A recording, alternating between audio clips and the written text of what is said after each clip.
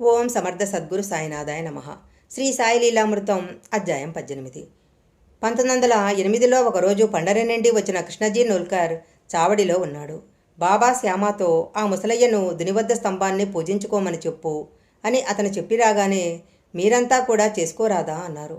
దేవా, మీకైతే చేస్తాము, కానీ స్తంభాన్నెందుకు పూజిస్తాము అన్నాడు శ్యామ. మొదట అంగీకరించని బాబా అతడు పట్టుబట్టిన మీదట ఒప్పుకున్నాడు. అంతలో నూల్కర్ పంచాంగం చూస్తే నాడు గురుపూర్ణిమ. తాత్యా, దాదా కేల్కర్, శ్యామ మొదలైన వారు సాయికి దోవతలిచ్చి పూజించారు. అప్పటినుంచి షిరిడీలో గురుపూర్ణిమ చేసుకోవటం ఆచారమైంది. సాయి నోటి మీదుగా భక్తులను చేసుకోమని చెప్పిన ఉత్సవము ఇదొక్కటే. అయితే సాయి స్తంభాన్నెందుకు పూజించమన్నారు? భక్తుల శ్రేయస్సు కోరి మాత్రమే గురువును సేవించు అన్న భావాన్ని సంకేతంగా సాయి చెప్పారు. గురువెన్నడూ నన్ను పూజించు అనడు. జ్ఞాని దృష్టిలో అందరూ పరమాత్మ రూపాలే. వారికి శిష్యులు ఎలా ఉంటారు? తాము గురువునని తలచేవాడు ఆ పేరుకే తగడన్నారు రమణ మహర్షి. అలా అనలేదు కాబట్టే సాయి సద్గురుడు. ఇంటికప్పును మోసే ఆధారం స్తంభము. అది నేలలో దృఢంగా నాటుకొని ఉంటుంది. అంటే దాని బలము, ఆ బలంతోటే అది ఆ భవనాన్ని ఆశ్రయించే వారందరినీ రక్షిస్తుంది. అలాగే సద్గురువు సర్వానికి ఆధారమైన ఆత్మనిష్టలో గురుభక్తితో నాటుకొని ఉంటారు.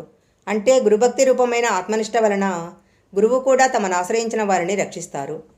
గురు రూపాన్ని తగురీతిన కలవమని సాయి భావము. అంతేకాదు, సాయి శరణానందులతో తాము మసీదులోని స్తంభం కిందనున్న గుహలో చాలా కాలం తపస్సు చేసినట్లు సాయి చెప్పారు. చతుర్విధ పురుషార్థాలను సాధించుకోవటానికి సర్వజీవులకు ఆశ్రయము, అవకాశము అయిన ఈ జగత్తనే ద్వారకామాయికి ఆధారమైన మూలస్తంభమే సకల విశ్వరూపుడైన సద్గురువు. అందుకే అట్టి మహనీయుని ఇస్లాంలో కుతుబ్ అంటారు. ద్వారకామాయి అనే శరీరము మూలాధారము నుంచి సహస్రారంభం వరకు ఉన్న వెన్నుముక అనే స్తంభం మీద ఆధారపడి ఉంటుంది. అన్ని ఆధ్యాత్మిక స్థితులను తనలో ఇముడ్చుకున్న గురువుకు అది సంకేతము. నిరంతరము గురువుని సేవించిన వారికి అప్రయత్నంగా ఆ మార్గం తెరుచుకొని యోగ విద్య సిద్ధిస్తుంది. సాయికి వారి గురువు వలన సిద్ధించినట్లు. అదే సాయి చెప్పింది. గోపాలదాస్ గుండే ఒకసారి శిథిలమైన మసీదుకు మరమ్మత్తు చేయాలని రాళ్లు తెప్పించి చెక్కించాడు. ఆ తరువాత పని నానా చందార్కర్కు నేల చదును చేసి బండలు పేర్చటం కాకా దీక్షిత్కు అప్పగించారు. మొదట శ్రీ సాయి ఇందుకు ఒప్పుకోలేదు. మహల్సాపతి ఎలాగో ఒప్పించాడు. సాయి చావడిలో నిద్రించిన రాత్రి మసీదులో నేల బాగు చేసి ఎత్తైన పీఠం అమర్చారు. నాటి నుంచి సాయి గోనె మీద కూర్చోటం మాని దానిపై కూర్చోవటం ఆరంభించారు. 1914లో భక్తులు ఎంతో శ్రమపడి మసీదు ముంగిట బాగు చేశారు. మొదట అది చాలా చిన్నదిగా ఉండి భక్తులకెంతో ఇబ్బందిగా ఉండేది. దానిని పెద్దది చేసి పైన కప్పించాలని కాకా దీక్షిత్ పని ప్రారంభించాడు. రాత్రంతా కష్టపడి భక్తులు కమ్ములు నాటారు. ఉదయాన్నే చావడి నుండి వచ్చిన సాయి అది చూసి కోపించి ఆవేశంతో 2-3 కలిసి కానీ నాటలవి కానీ ఆ కమ్మెలను ఒక్కరే పీకి పారేశారు. ఆయన ఒక చేత్తో కమ్మె పెరికేస్తూ మరొక చేత్తో సమీపంలోని తాచా పాటిల్ గొంతు పట్టుకున్నారు. అతని తలపాగా బలవంతాన లాక్కొని దానికి నిప్పంటించి ఆ కమ్మెపాతిన గుంటలో వేశారు. కోపంతో సాయి కన్నులు ఎర్రగా అగ్ని కళాల్లాగా వెలిగాయి. అందరూ భయభ్రాంతులే చూస్తుండగా శ్రీ సాయి తమ జోబులో నుంచి 1 రూపాయి నాణెం తీసి భగవదర్పితం అన్నట్లు గౌరవంతో ఆ గుంటలో వేశారు.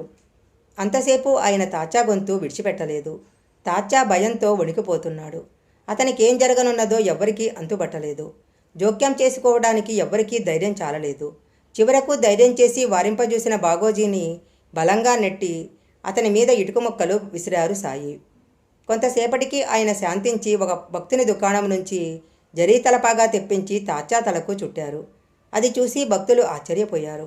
చివరకు మసీదు మరమ్మతులన్నీ సక్రమంగా పూర్తయిన నాడు సాయి నీమ్గావ్ వెళ్ళాడు. అక్కడి నుంచి ఆయన